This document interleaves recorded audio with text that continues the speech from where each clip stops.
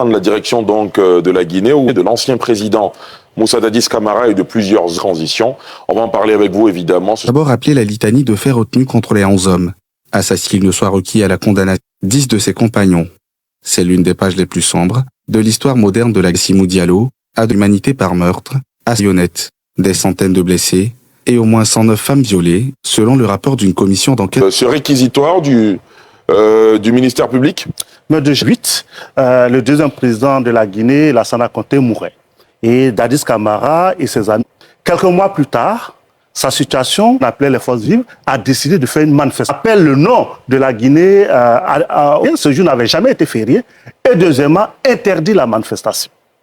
L'opposition maintient et il y a eu une répression. Une répression féroce par les Bérets rouges. Les Bérets rouges, c'est la garde présidentielle. Par les services spéciaux, c'était des services qui étaient 100 femmes violées au stade. 100 femmes violées au stade et les jours suivants. Parce que des femmes ont été prises au stade, violées au stade, puis maintenues dans des villas et violées. Un procès parce que la Guinée était également, j'allais dire, que cette fois-ci, et il y a du 28 septembre, l'Organisation guinéenne des droits de l'homme ont soutenu les victimes. Et il faut également indiquer qu'au début même de cette instruction, l'instruction se faisait dans une villa juste à côté de la gendarmerie. Or, les services spéciaux étaient en majorité constitués de soit ouverts à la cour d'appel de Dissine, donc à Conakry, pour Dadis Camara et certains de ses compagnons qui étaient là, n'avaient pas également voulu organiser la première fois quand même en Guinée un tel procès totalement filmé, médiatisé et tous les audiences étaient en victime. On avait toujours souhaité que le procès se tienne en Guinée, pas ailleurs. D'accord. Aujourd'hui, le procureur a rejoint les organisations de défense des droits. Et le procureur a demandé la réqualification en crime contre l'humanité, ce qui a été notre demande depuis le départ. Et le parquet, donc le procureur, en son temps s'opposait. Donc vous êtes satisfait du réquisitoire? Absolument. Parce que nous estimons que ce réquisitoire du parquet va dans le droit ligne de ce de leur positionnement et de la barbarie qui s'est perpétrée au stade du 28 septembre. Vous partagez donc l'avis du Ça a eu lieu, même si pas un vrai débat. Le sentiment, bon, maître là, le régime militaire en Guinée en ce moment a le beau rôle, puisqu'il fait un procès du régime actuel. Voilà. Mais, à leur crédit, on attend le verdict. En tout état de cause, c'est un bon signal pour nos chefs d'État africains abonnés au coup d'État et qui, une fois au pouvoir, non seulement changent de discours, après s'en prennent aux impliqués, vont effectivement être condamnés, et que la lumière, j'espère que le procès aura permis de faire la lumière sur l'ensemble de ce processus-là, mais aussi après, ceux qui sont là aujourd'hui, qui sont militaires, qui ont fait aussi un coup d'État, pris le pouvoir, et j'espère aussi que demain, ils seront face aux tribunaux pour que ce ne soit pas une seule junte qui puisse passer devant le tribunal. Ce qui est sûr, c'est qu'on est bien loin des événements très atroces de... Absolument, c'est pas comparable, mais je veux dire que toute violation des droits de l'homme est une violation des droits de l'homme. Voilà. Professeur Nobou? Moi, je voudrais observer que un président démocratiquement élu, Alpha Condé, a passé 10 années, il a fait 2 mandats sans régler un problème des droits de l'homme. Et ça m'étonne, c'est pourquoi je ne suis pas gentil avec les militaires, mais j'essaie de les comprendre. Que ce soit les militaires qui acceptent d'ouvrir le procès pour juger un des leurs.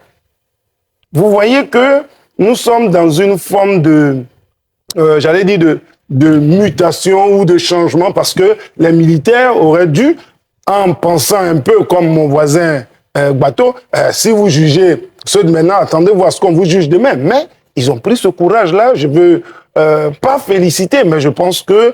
vous voulez le mettre à leur honneur? À leur honneur. C'est à leur honneur parce que vraiment, ils ont fait cette chose-là. Maintenant, est-ce que le procès, il est véritablement libre?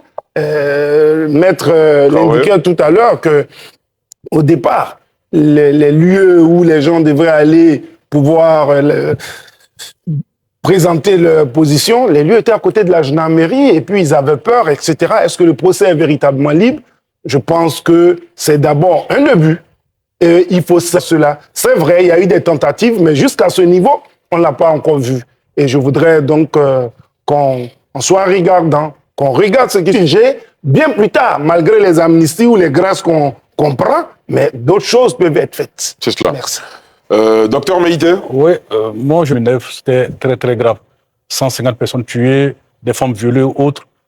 Bon, maintenant, concernant, comme Bato l'a dit, c'est vrai que les présidents qui ont été élus, notamment Alpha Condé, n'a pas pu le faire, c'est regrettable. Mais celui qui juge aujourd'hui là, mais lui aussi, il est venu vraiment dans des conditions atroces. Le coup d'État a été violent, a été sanglant. Donc, des mecs qui se rappellent aussi qu'il peut être rattrapé par la justice. Surtout les crimes qui ont été commis peuvent être qualifiés de crimes contre l'humanité. Bon, j'en viens maintenant au procès. Le réquisitoire du procureur, je trouve sévère, mais ça se repose sur la réqualification.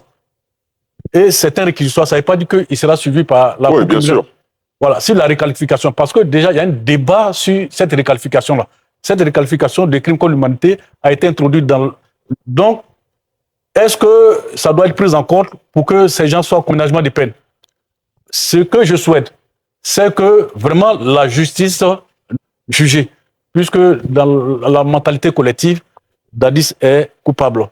On le juge sur la responsabilité. Donc la responsabilité suppose que il a eu à contrôler ceux qui sont allés commettre ces crimes-là, parce que ça ne vient pas directement de lui. Lui, il est jugé que la justice sera tranchée sur ces cas-là et que vraiment ceux qui sont coupables soient réellement condamnés et les innocents soient acquittés. Très bien. Serge Apali? Sébastien, pardon. Sébastien Guillapali. Écoutez, moi je suis très content que, bonne chose pour la personne qui est accusée, une victime peut avoir raison ou pas. Donc, faire parler le droit, c'est bon de ce que le procureur demande, qui arrive à M. Dadis, devrait permettre que, au cas où le juge le suivrait, que ses droits ne soient pas piétinés au cas où il irait en prison, parce que 30 années de réclusion, est-ce que le système, l'appareil guinéen a les moyens de pouvoir protéger, prendre soin de ce prisonnier pendant tout ce temps? Il y a aussi ça qu'il faut régler. Il y a ce côté. Mais le cadre général de la Guinée, est-ce que ce procès-là, vu sa durée, a permis que ceux qui sont au pouvoir puissent parler du rationnement de l'électricité, de l'inflation, la souffrance, parce que les victimes ne sont pas que victimes de ce que... C'est cela. Et on ne voudrait pas seulement que le pouvoir en place ait fait seulement que juger Dadis. Il faudrait aussi que, qu'il soit putschiste ou pas, mais il faut que le droit soit dit. Et le droit est venu volontairement. Comment? Mais lui aussi, il a accepté de venir. Donc, c'est un jeu tripartite qui a voulu célébrer. Réquisitoire, mais en même temps, quand on se remet dans le contexte, ça a été atroce. Ça a été plus de 157 victimes tuées, des personnes tuées, 109 femmes violées. Aujourd'hui, il se défausse sur ceux qui ont battu les femmes et violé les femmes et massacré. Mais c'est trop facile. Puisqu'il était déjà malade, allégué de ça, et puis resté à l'étranger. Mais il est venu, il faut saluer cela. Puis aussi saluer le sens de la responsabilité des putschistes. Voilà, parce que c'est des putschistes, les putschistes guinéens, qui ont permis que ce procès-là ait lieu. Mais en même temps, il ne faut pas que ce soit un cache-misère, parce qu'il y a des problèmes de fond qui sont là,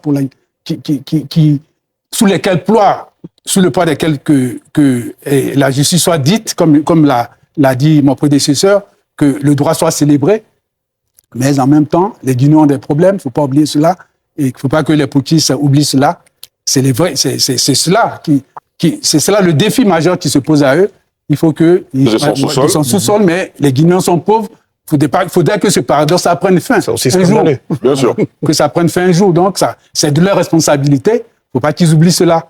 Donc, on salue tous ce procès qui vient quand même célébrer le droit qui avait été piétiné au moment où M. Dadis, que moi je qualifie de président fantasque, qui a été un président fantasque, il assume ce qu'il a fait.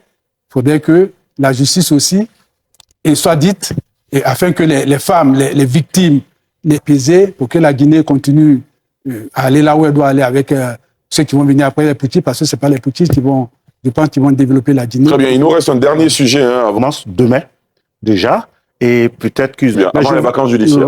Je voudrais rapidement indiquer Allez-y. que la réqualification n'est pas fondée. Condé, président démocratique, n'a pas voulu organiser. Ce qui se permet de juger, non, c'est pas la jeune qui juge, c'était pour dire qu'en réalité, on doit tous attendre. Ça fait 19 mois que le procès se déroule.